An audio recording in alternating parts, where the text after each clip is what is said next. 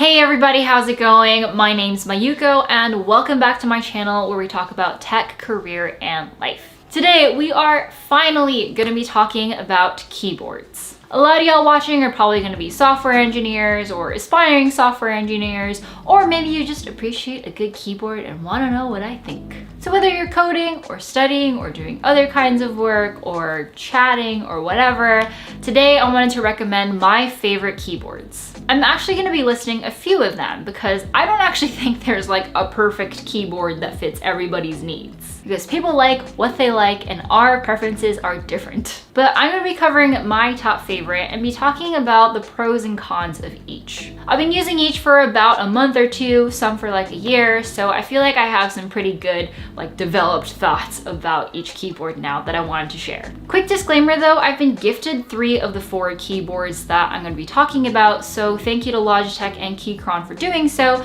I honestly probably would have bought them in my own even if they hadn't gifted me them, but thank you. Also, I should note that my use of each keyboard has been suited to my needs, so I might not be using like all of the features that are listed of a keyboard, so I recommend checking out each of them. I'll leave links in the description box down below so that you can look at the technical specifications and see the capabilities of each. Anyways, shall we get started? The first keyboard is going to come at no surprise to anybody because it's the Logitech MX Keys.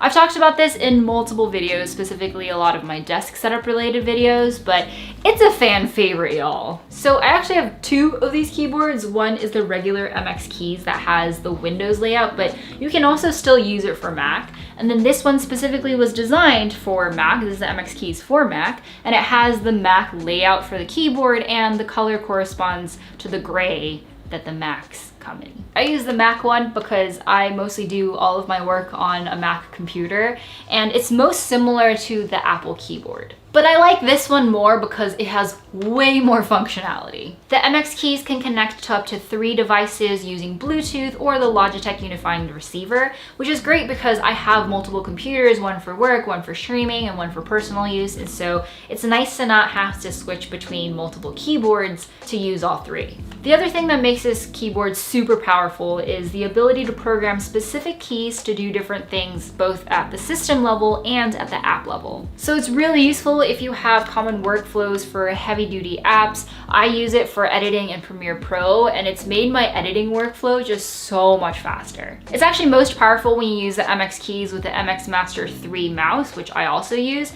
which you can also program all of the keys on here as well. Also, the fact that this keyboard is wireless keeps my desk looking clean and not cluttered. I like that it's a full layout keyboard as well, and it's not that bulky, and it looks super sleek on your desk. As far as cons go, I don't actually think there's that many cons. Like maybe a con is that the keys aren't mechanical and they're kind of like those like chiclet keys, but I feel like that's more of like a stylistic thing than a con. And the other thing is that should you choose to connect via Bluetooth, it can be a little bit unreliable, but I think that's more the fault of the Bluetooth technology than the keyboard itself. I also have the wrist rest that corresponds to this keyboard, but do you really need it? I mean, the profile of this thing is really slim, so I don't think it's completely necessary, but a nice to have.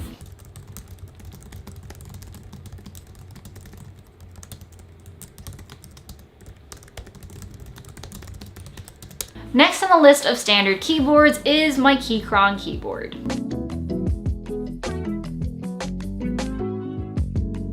The model that I have is the K2, and I chose the white backlight one because rainbow colors are not really my vibe. I chose also to get the brown switches over other ones because they tend to be a little bit more quiet. As you'll notice, this isn't like a full-size keyboard. It's got 84 keys. I thought I would miss the numpad more because I really like full layout keyboards, but it's been fine without it, honestly. So the things that I like about this keyboard, I mean, it's a mechanical keyboard. It's just like super fun to type on. I'm really glad that I got the brown switches because they're clicky but not too loud. So if you're sharing your space with someone, then these are probably one of the quieter keys to get. I also really like that on the Keychron website for this product, you can see videos and hear the sounds of all the different key switches that they offer, so you can choose the one that works for you. The other thing that I like that I alluded to in my previous video is the keycap set. I got the retro Mac layout one, and it's just so cute. The colors are really clean. It looks great on my desk. This key cap right here says hello,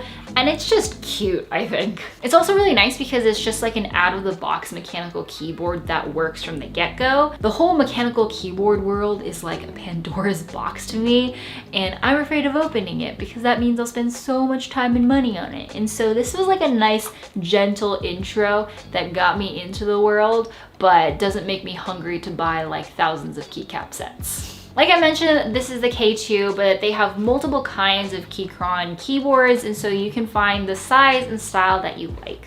I also have the wrist rest for this, which it's just so pretty. I love this natural wood finish. The keyboard itself is a little bit taller than something like the MX Keys, and so being able to pair a wrist rest with it makes sure that my wrists don't hurt after a full day of typing. This keyboard you can connect through a wired connection with USB-C, or you can do Bluetooth, which brings me to my cons. The major con of this keyboard is that the Bluetooth kind of sucks. First of all, the keyboard kind of just goes to sleep easily, and so if I'm in a meeting or something and I don't type for a while, then it takes kind of a long time for the keyboard to reconnect to my Mac. I want to say it takes like anywhere from like 5 to 15 seconds to do so versus something like the Logitech MX Keys, which is pretty immediate. And this is a tiny nitpick, but you can tell that the keyboard is connected via Bluetooth through the backlight indicator, but if you're using the keyboard in broad daylight, then it's kind of hard to tell what's going on. So that's just kind of like a usability nitpick standpoint. So I kind of have to just like make a little shadow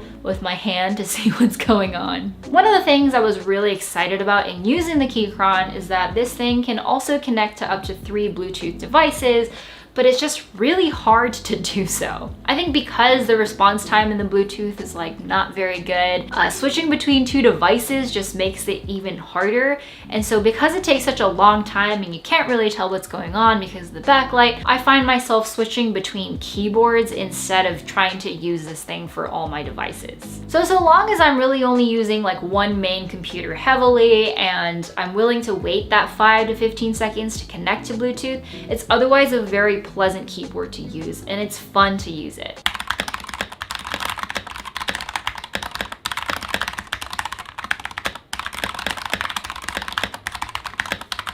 Next, we're going to talk about my 2 favorite ergonomic keyboards, and the first one is again my Logitech. This is the Ergo K860.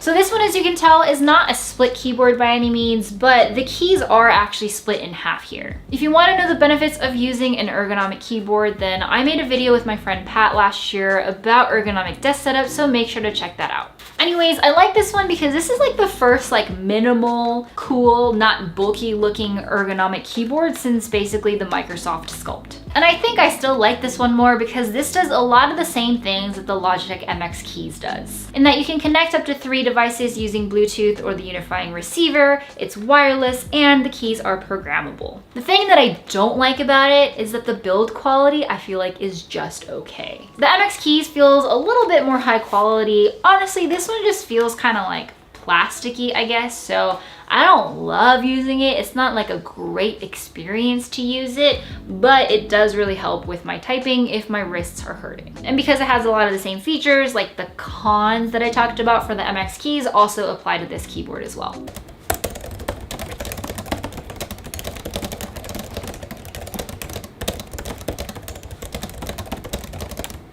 And the last keyboard I want to talk about is a mechanical split ergonomic keyboard, and that is this one.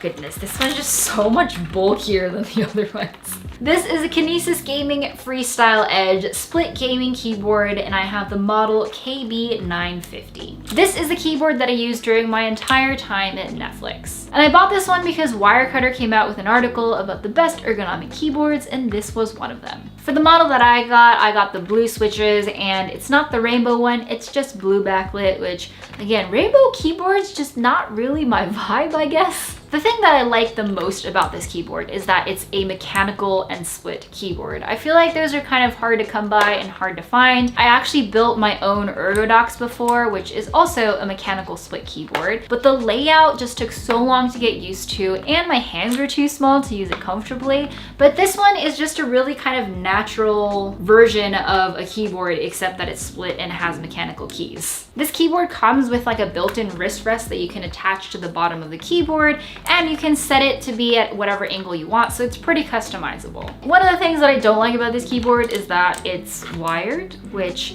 means that the connection is super reliable, but it really clutters my desk. Because there's a wire that connects these two keyboards, and then there's a wire that connects the keyboard to the computer, and that's just like 2 more wires than I want on my desktop. The other con, which I think is really just more my mistake, is that I got the blue switches, which honestly are just like so dang loud. And I say it's my mistake because this thing comes in different key switches, and I just happened to choose the blue one. When I was at Netflix, because this thing was so clacky, my coworkers all thought I was like flexing my typing speed and like smashing my keyboard, when in fact I was just typing normally. It's just really loud. The last con, which is kind of more like a stylistic thing and kind of a nitpick, is that it's really bulky. It takes up a lot of space. You can tell that it's a gaming keyboard just because of the backlit and the size of it all, and that's just not really my vibe. But functionally speaking, I think this one's really great.